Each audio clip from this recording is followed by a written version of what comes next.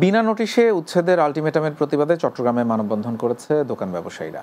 নগরীর আলমাস সিনেমা হলের সামনে এই মানববন্ধন করেন তারা।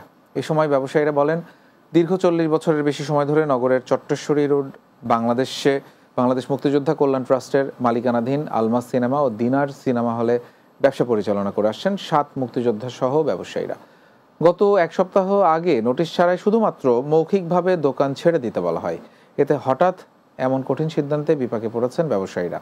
নোটিশ না দিয়ে এভাবে উচ্ছেদ চরম অন্যায়, যা কোনোভাবে কাম্য নয়। মালামাল সরিয়ে নেওয়ার জন্য সময় দেওয়ার দাবি জানান ব্যবসায়ীরা। পাহাড় কেটে নকশা বহির্ভূত ভবন নির্মাণের অভিযোগে অভিযান চালিয়েছে চট্টগ্রাম উন্নয়ন কর্তৃপক্ষ সিডিএ। সকালে নগরের এস খালেদ রোডে সিডিএ চেয়ারম্যানের উপস্থিতিতে নির্মাণাধীন বহুতল ভবনটি ভাঙার কাজ শুরু হয়। অভিযোগ রয়েছে 30 কাঠার জমিতে স্থাপনা নির্মাণের ক্ষেত্রে 60% জায়গা খালি রেখে ভবন নির্মাণের শর্তে সিডিএ অনুমোদন দেয়।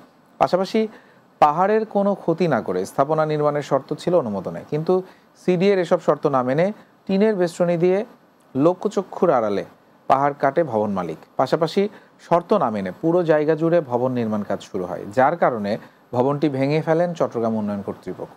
এ সময় উপস্থিত ছিলেন চট্টগ্রাম উন্নয়ন কর্তৃপক্ষের চেয়ারম্যান প্রকৌশলী মোহাম্মদ নুরুল করিম, সদস্য জাহিদুল করিম কোচি, মানবাধিকার কর্মী অ্যাডভোকেট জিয়া আহসান হাবিব সহ অন্যরা।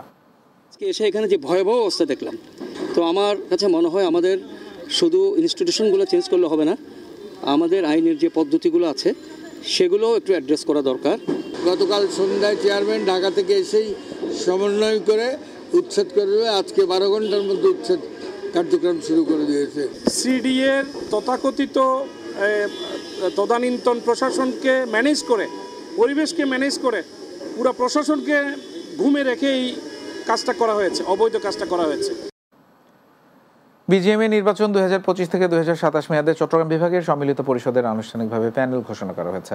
নগরীর চট্টগ্রাম ক্লাবে এক ঈদ পুনর্মিলনী অনুষ্ঠানে এই প্যানেল ঘোষণা করা হয়।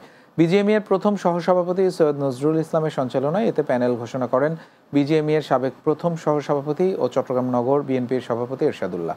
এ সময় প্যানেলে ইন্ডিপেন্ডেন্ট অ্যাপারেলস লিমিটেডের ব্যবস্থাপনা পরিচালক এস.এম. আবু তৈয়বকে প্রথম সহসভাপতি পদে এবং HKF লিমিটেড এবং অ্যাপারেলস লিমিটেডের ব্যবস্থাপনা পরিচালক রকিবুল আলম চৌধুরীকে সহসভাপতি পদে মনোনীত করা হয়।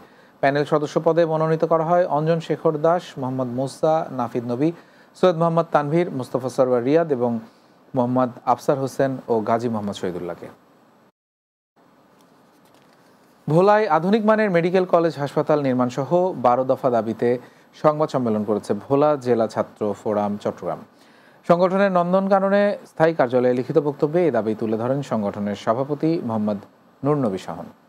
সংগঠনের সাধারণ সম্পাদক হাফিজুর রহমান মুন্নার সঞ্চালনায় এতে উপস্থিত ছিলেন ভোলা সমিতির যুগ্ম সাধারণ সম্পাদক কিরণ শর্মা, ছাত্র ফোরামের সাবেক সভাপতি এমদাদুল হক ইমন, সাধারণ সম্পাদক রাসেল মির্জা ও শফিকুল আলম সবুজ সহ অন্যরা।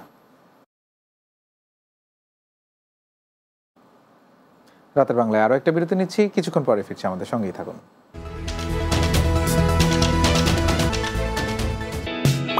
সবই হবে বাসায় বসে।